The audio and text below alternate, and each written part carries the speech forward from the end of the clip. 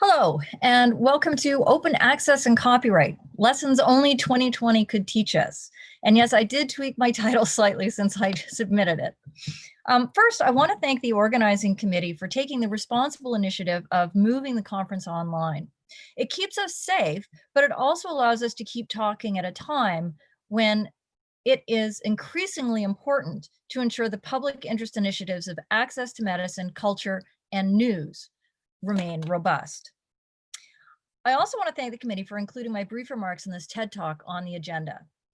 My name is Lisa Mackelman. I'm a PhD candidate in law at the University of Western Ontario in London, Ontario, Canada.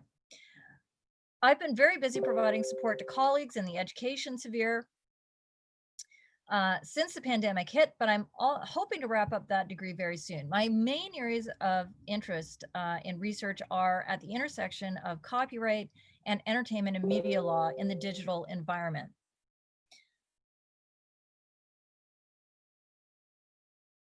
And as the time is tight, let's dive right in to my presentation.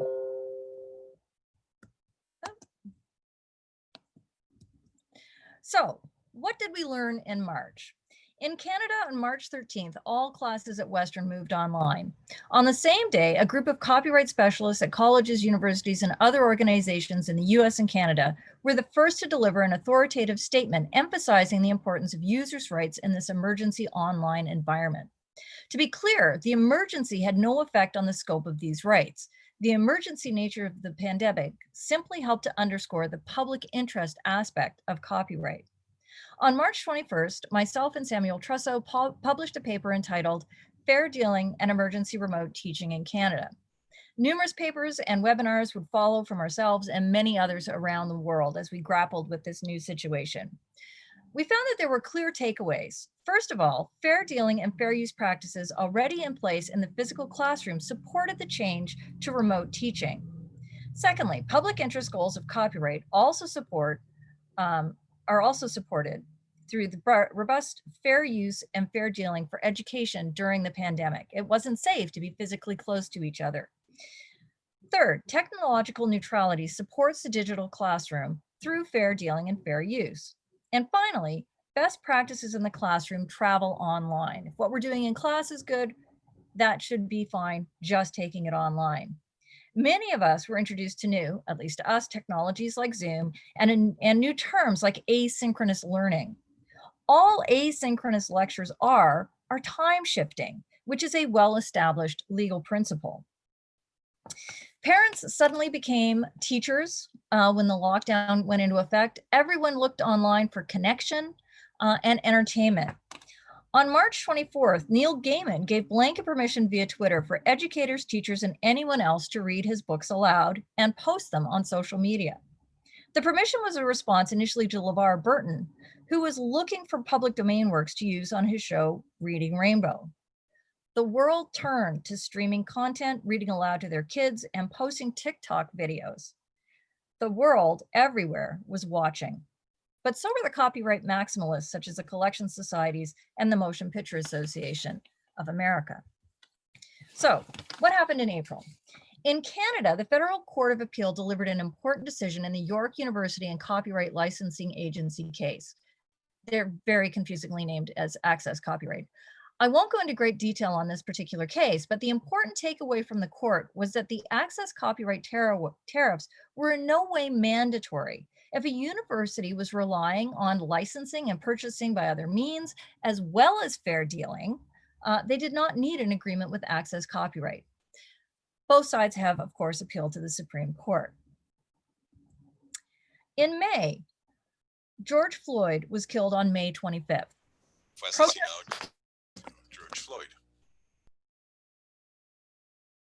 Protests began immediately and spread worldwide. It quickly became a focus of the protests that many people needed to be educated about BIPOC. It also quickly became apparent that in addition to a lack of access to justice, those identifying as BIPOC also were at a disadvantage in accessing their own culture and having control over that culture. In addition, it became clear that much of their culture and historic experiences had been suppressed. The many issues that this event brought to the world's attention are far too numerous and complex to treat responsibly in this short presentation, but it is important to realize that the public interest that also underscored the rights available to copyright users in the educational context are just as important, if not more so here. In June, Penguin, Random House, HarperCollins, Wiley, and Hachette sued the Internet Archive for massive copyright infringement. The Internet Archive maintains a robust, controlled digital lending service. They rely on fair use and the first sale doctrine. The publishers objected to the Internet Archive changing their usual policy of a 14-day access to their sources to an unlimited access until the end of the health crisis under its National Emergency Library Scheme. In a time when people cannot physically visit or borrow from a library, this would seem to be an obvious public interest measure. The regular service that the Internet Archive offers, either a 1-hour access or 14-day access for library patrons, is based on a 1-to-1 ratio of digitized copies to physical copies owned by the Internet Archive. Patrons are also offered links to buy the books should they want their own physical copies of the works. Those who don't sign up for a membership can still access title pages, contents, and indexes, just the sort of material you would browse to decide if the book would be helpful for research or interesting for entertainment. Jumping ahead to August, in their story, the Internet Archive has requested a jury trial. In July, the MPAA stepped in to block the Copyright Amendment Bill and Performers Protection Amendment Bill in South Africa. Briefly, the fair use provisions in the bills would have introduced general exceptions from copyright protection. It provides for a non-exhaustive list of uses subject to fair use. These include research, private study, or personal use, including the use of a lawful copy of the work at a different time or a different device, so time shifting built in, criticism or review of that work or another work, reporting current events, scholarship, teaching, and education, comment, illustration, parody, satire, caricature, cartoon, tribute, homage, or pastiche, preservation of and access to the collections of libraries, archives, and museums, and ensuring proper performance of public administration. The amendments also include a 4-part test, which is very similar to the US test, but has a couple of interesting additions. The nature of the work in question, the amount and substantiality of the part of the work affected by the act in relation to the whole of the work, the purpose and character of the use, including whether, and here are the interesting additions, such use serves a purpose different from that of the work affected. Secondly, it is of a commercial nature or for nonprofit research, library, or educational purposes. And finally, the substitution effect of the act upon the potential market for the work in question. So the broad provisions for fair use are seen as essential in the educational community in South Africa, as students there have traditionally lacked access to affordable materials. This is also a problem in the creative industries, particularly when artists are selling their copyright to American interests when there's no market for them at home, or they don't feel that they can foreground them enough in their home cultures. In August, it was time to already start thinking about getting back to school. Like most educators, I spent a lot of the summer getting up to speed with delivering content online in an effective way. However, rather than having the university supporting open access materials through initiatives like the Hathi Trust or the Internet Archive, there has been an increasingly risk-averse approach. Library personnel recently have been too busy to supply digital copies of material that would traditionally be available on reserve when students cannot physically go into the reserve desk. A lot of my summer was also spent encouraging people to make use of their fair dealing rights and explaining that these only apply when a copy is actually infringing. Open access materials and those already being paid for are not at issue here. They don't even enter the conversation. I was also consulted on a statement that went out to the Film Studies Association of Canada. How were they supposed to show their films to students? Did they have to resort to just showing them bits and pieces?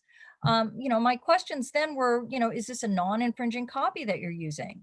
They were concerned about having to force their students to subscribe to things like Netflix and put that additional cost burden upon their students. Okay, when things are behind a learning management system, it's the same as being in the classroom. After all, watching an entire film is how the next great director or film critic is born. The entertainment industry needs to understand these things. Finally, September. The creative industries, the studios, the copyright owners, and collective societies are worried we are getting something for free, that we are hurting their industry. But open access and fair use, fair dealing provisions are what help to spur creativity. Creativity that is necessary for the continuation of those very industries. On September 25th, this video was uploaded to TikTok. Now here you go again, you say you want your freedom. Well, who am I to keep you down? The featured Fleetwood Mac song, Dreams, saw an 88.7% increase in streams. That's 2.9 million. Jump in download sales by 374%. That's 3,000 in 5 days. Apodaca, the poster, received $10,000 in donation. 5,000 of that he's giving to his mother as a surprise. Okay. Just a day or two after that, this particular mashup appeared. Here you go again, you say you want your freedom. Well, who am I to keep you down?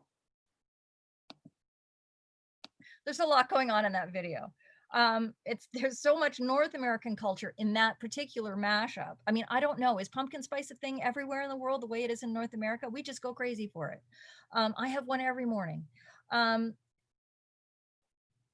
need to nurture and share culture has never been more important. It's been the bridge during our social distancing. All of the events of 2020 so far have shown us that we can all be more educated, and access to knowledge and culture can lead to understanding and connection. Not listening at this time is not an option. Thank you so much for tuning in to my TED Talk. I'm going to go over to the other platform to field questions over there and hope to continue the discussion there. Thank you so much.